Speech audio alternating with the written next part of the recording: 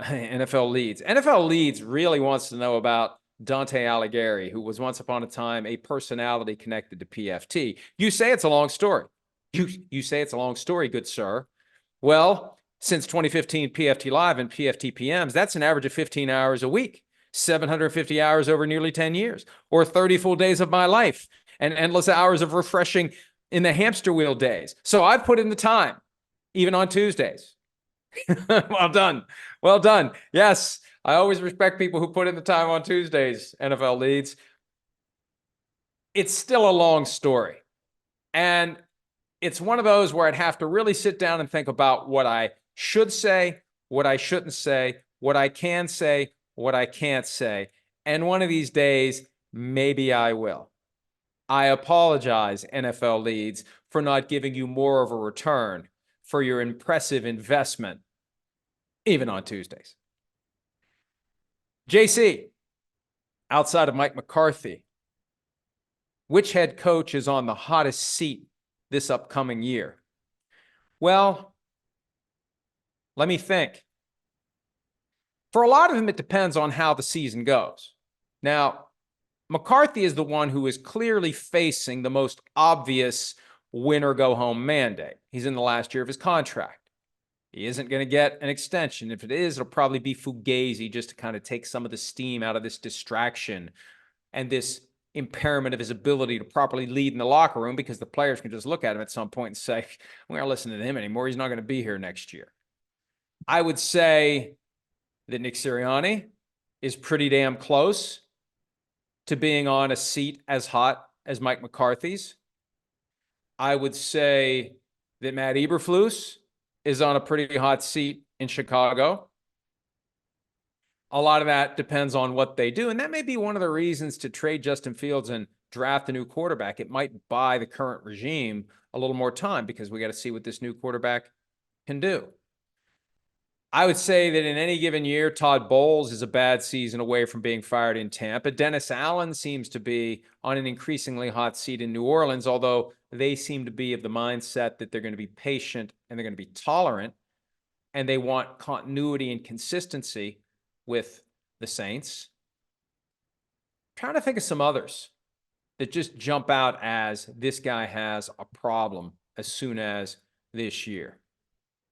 Well, Robert Saleh.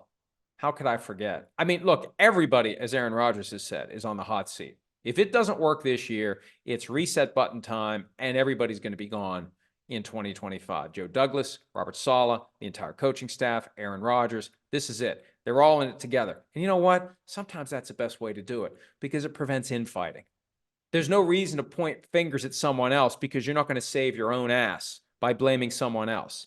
You all either work together or you fail together, and that's the way it should be, frankly. That's the best way to do it. Have an attitude, have a mindset, have an approach where we either all rise or we all fall. And there's no reason, if the thing's starting to fall, to try to step over somebody else and save your own ass. Another one from JC. If Caleb Williams makes it clear that he doesn't want to go to Chicago, does that force the Bears to keep Justin Fields, or will they take another quarterback with a high first-round trade? Look, there's different ways they could do it. If Caleb Williams decides he doesn't want to go to the Bears, and the Bears decide to blink, they could still use the first overall pick on Drake May or Jaden Daniels. Or they could trade down a spot or two, not take Caleb Williams, and take another quarterback. They could take a quarterback and keep Justin Fields. I mean, there are more permutations than you realize as to what could happen with the Bears. But, yeah, if they develop an affinity for Caleb Williams and they get the impression that Caleb Williams doesn't feel the same way about them, and there's a way to work this subtly and behind the scenes if you're Caleb Williams, so you don't invite what would be unfair scrutiny and criticism by fans and media, because I'm a firm believer, and I've been saying this for years, whoever takes a stand against the draft and says, I am not going to allow myself to be involuntarily placed with a team that I don't want to play with. Now, if it turns out that's where I wanted to go anyway, so be it. But I want to choose my destination just like I chose my destination in college. I will support you 1,000% if that's mathematically possible, and it is. And whoever you are, I will support you, because I think more of the best players. I mean, there's a point where you try to make that play and they're like, okay, fine. You're not good enough to do that. But every year we know the guys who are good enough to do it.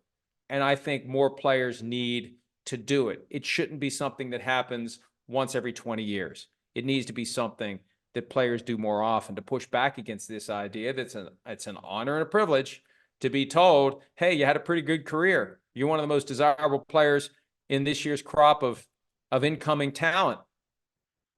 You're going to go to Seattle, even though you've never been west of the Mississippi River, and you're going to live there for at least 4 years, 5 years, 6 years, 7 years, whether you want to or not, whether you want to play for that team or not, whether you want to work for that ownership group or not, whether you want to play for that coach or not. That's where you're going. It's an honor and a privilege. Don't question it, because it's an honor and a privilege. Manuel Villa. As a fan of all three major sports leagues, it seems as though each has had talks of expansion to some degree. Which do you think expands first? I don't follow the other major sports leagues like I used to, so I don't know anything about talk of expansion. Hell, I still remember when baseball was talking about contraction 20, 25 years ago. I think legalized gambling and the money that flows from it creates an impetus to increase inventory. One way to increase inventory is to have more teams. You don't have to make the season longer. You just have more teams playing during the season that you already have. And I thought once the NFL realized the money that could be made from gambling, that it would want to expand, and it might still want to expand. But the counter to that is, look at what happened in the 2023 season with all the injured quarterbacks. There aren't enough quarterbacks to go around. But the counter to that counter is the ratings were still the highest they've been since 2015. Even with subpar quarterback play, we still tuned in to watch NFL football like nothing else that can gather an audience of millions. So, hey, look, bottom line is, and this is true in any setting, any business, any sport, anything that has an incentive to maximize profit, always follow the money. And if there's more money to be made with more teams, there will be more teams.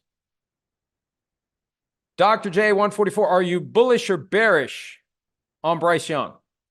I get why some say he struggled last year due to questionable ownership, but the owner isn't going anywhere.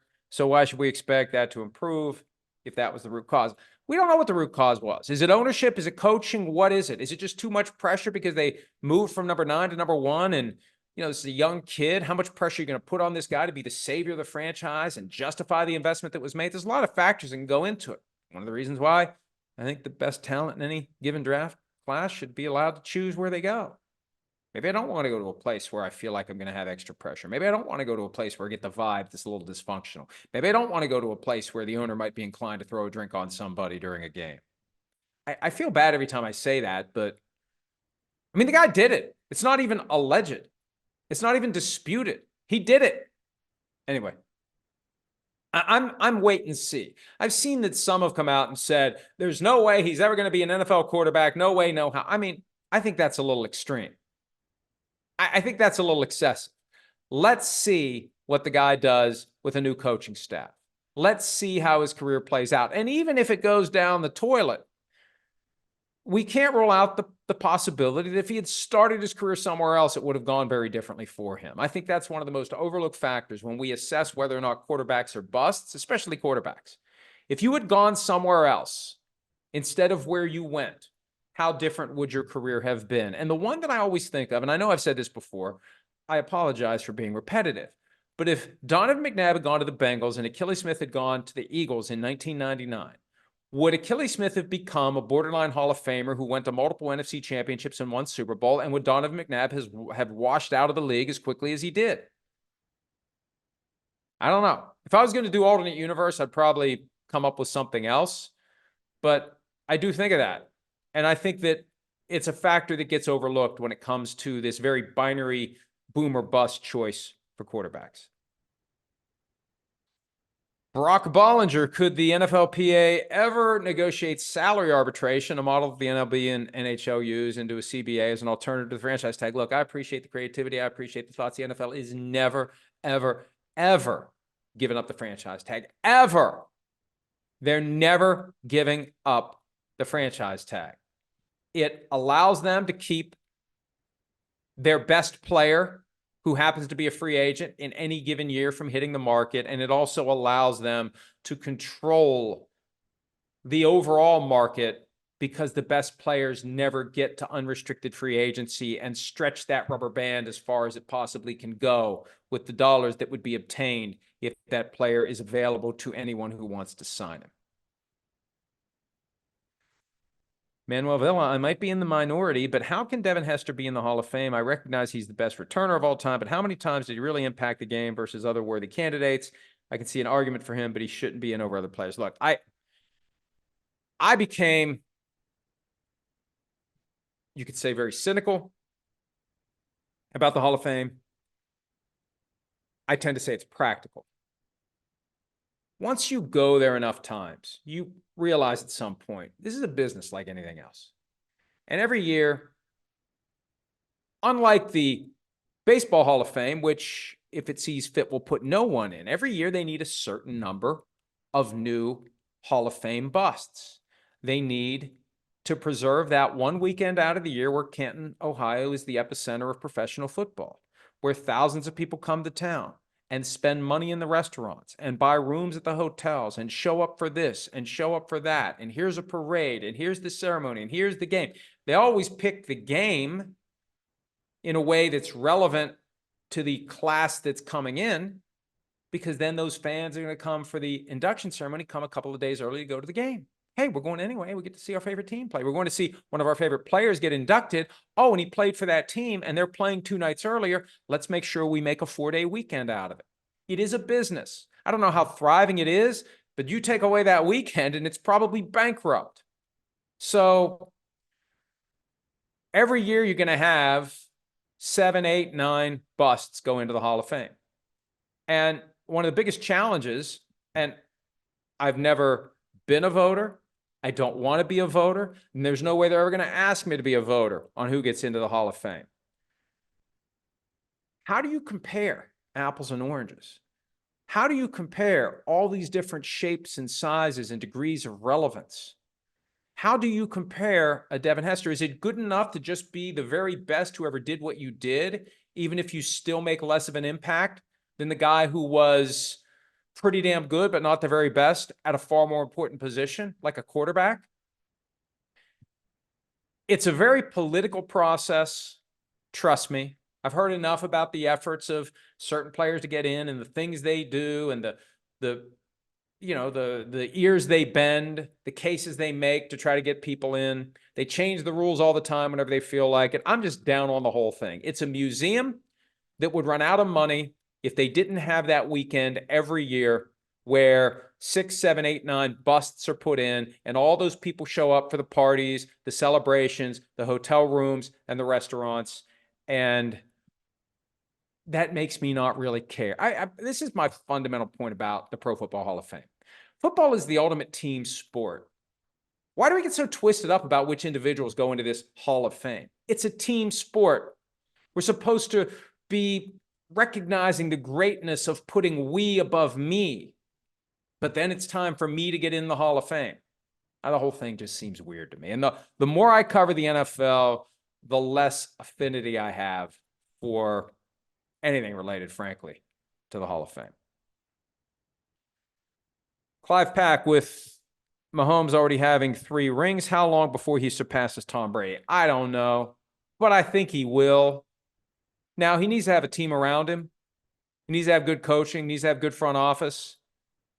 But he's only going to get better.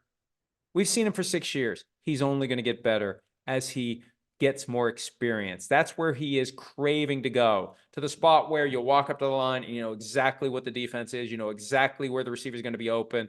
He's going to get to the point where he doesn't have to run around and make magic. He's going to become a more boring player at some point because he's going to get the ball, he's going to get rid of the ball, just like Brady late in his career. Get the ball, get rid of the ball. I know what this defense is. I know where the open receiver is going to be. Boom, gone, out. It's how you preserve your career. You take fewer hits as you get older. And at some point, Mahomes will lose the ability to run around like he does. His arm will still be there. His brain will be even better because he will have seen more, and he's only going to get better. He's got 3 in 6 years as a starter. I expect him to catch Tom Brady at some point. And maybe the ultimate goal for Mahomes is 10. Maybe. Won't say it out loud, but maybe he's thinking to be the guy who gets to double digits. And I don't think there'll ever be anybody else who does. All right. I just got a few more minutes looking for some good ones. Dr. J144, Bill Belichick to San Francisco's defensive coordinator. Belichick leaves in a year to be head coach again, and Saleh returns. I don't expect the Jets to be good next year. Doesn't that scenario make too much sense? Kyle and Lynch should be calling Belichick, right? Look, I'm a firm believer that Kyle Shanahan didn't fire Steve Wilks as defensive coordinator without knowing what he's going to do next. It's been very quiet since then, which tells me Kyle knows who he's going to get. That person already knew that they were going to get it, and it's just a matter of time before they pull the sheet off of the announcement. Tim Kawakami, The Athletic, reported yesterday that it could be soon. Well, it needs to be soon because the scouting combine is next week. We heard, just based on league chatter, there's a thought it's going to be Brandon Staley, the former Chargers coach. 49ers fans don't really like that. I think it would be great if it was Belichick. Or, look, you're running the Seattle defense. Get the godfather of the Seattle defense. Get Pete Carroll to come be the defensive coordinator. That would be something. This one from Ollie: with rugby in the Six Nations using smart gum shields. They call mouth guards gum shields in the UK to measure the G-forces seen in impacts, and using this to determine if a player needs a concussion test. Why is it that in the NFL, gum shields, mouth guards aren't even compulsory? Look, there's a lot there, and I've begun the process of getting an update from the league about research that's being done as to these smart mouth guards that measure impact. They were doing something with it a couple years ago. I want to see where it stands, but I've gotten several different emails just today. Apparently, there was some reporting done by the BBC about mouth guards, gum shields that measure these impacts in rugby, and there's a dispute and a debate over what you do with different data. I want to see what the NFL is doing, but I agree. Mouth guards should be mandatory. They should be. And it should be real mouth guards. You see that thing that Patrick Mahomes wears? I mean, there's nothing to it. What kind of protection does that thing really even provide? If he gets hit square in the mouth, is that thing going to keep him from losing teeth? I ain't so sure of that. Oh, let's see. Got to wrap this up soon. Tomas Pena: what are the biggest challenges in the process of writing a book? Yeah, I saw this one earlier, and I don't know how much I've talked about this here. You know, one of the things I decided during the pandemic was to channel the literally millions of words I've written over the years covering football into something that would have more relevance than the stories I write at PFT. Because anything I write today, by tomorrow, for the most part, really doesn't mean anything. What means something tomorrow is what I write tomorrow. And then by the next day, what's meaningful is what you write that day. It's every day, every day, every day. And I developed the capacity without even realizing it by doing this for as long as I have. And when it's time to sit down and write something else, man, I can write fast. I mean, I can crank it out. It might not be good, but I can crank it out. So I started writing during the pandemic. I've written, I think, 8 different novels that are in different forms of completion. 2 of them are available, obviously, Father of Mine and On Our Way Home. Working on the Father of Mine sequel now. I love the process because I don't get writer's block. I just sit down and it just goes. And sometimes it's like an out-of-body thing where it's just the story is revealing itself to me and I'm just reading it as the words show up. And I love that feeling. The hardest part, I think, is taking something that is almost final and making it final. Ironing out all of the remaining kinks, any potential issues with the plot. Is there something that doesn't really hold up? Does this make sense? Does it ring true? Does all the dialogue seem like the way these specific people would talk to each other? And then just making sure there isn't a single glitch, a single typo, a single word or exclamation point or other punctuation mark that's in the wrong place? Is every paragraph aligned right? Does every page look right? That process of fully and finally landing the plane requires a lot of focus, and you kind of have to step away from the creative side, and it becomes very mechanical. That's the hardest part.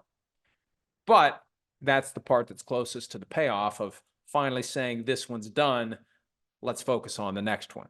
So there will be plenty of these things. I'm not sure what format they're going to be available in, where I sell them through the website, whether I try to get them published. I like having full control over the process. I like having that direct pipeline to you, but I have realized, because Playmakers was published by Hachette and it was available everywhere, there really is something to be said for having your books in bookstores. There really are still a lot of bookstores. And as the commissioner said, I think when it relates to streaming, you got to fish where the fish are.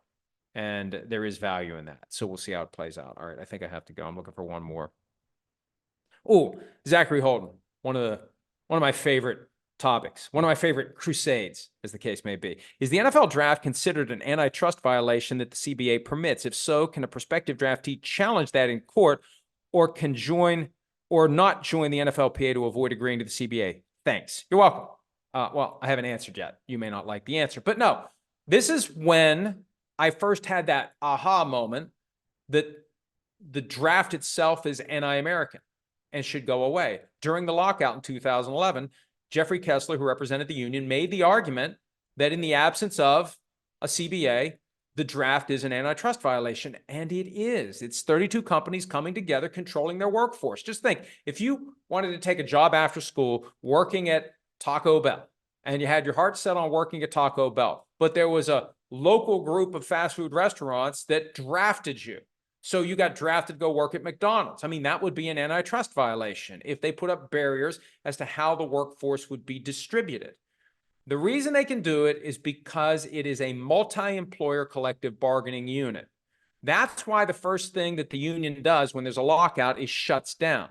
Because if the union is out of the equation, everything the 32 teams do as it relates to player acquisition, salary cap, draft is an antitrust violation. There's no question about it.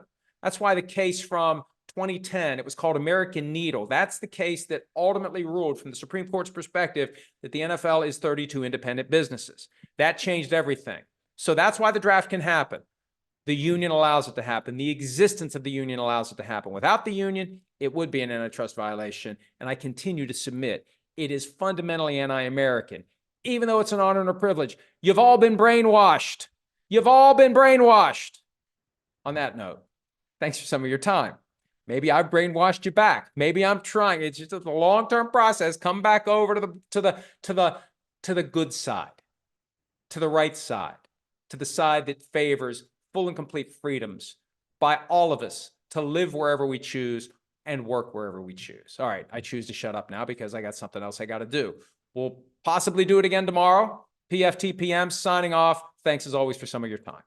Hi, it's Mike Florio. Thanks for watching PFT on YouTube. Hit subscribe for the latest news and analysis from Pro Football Talk.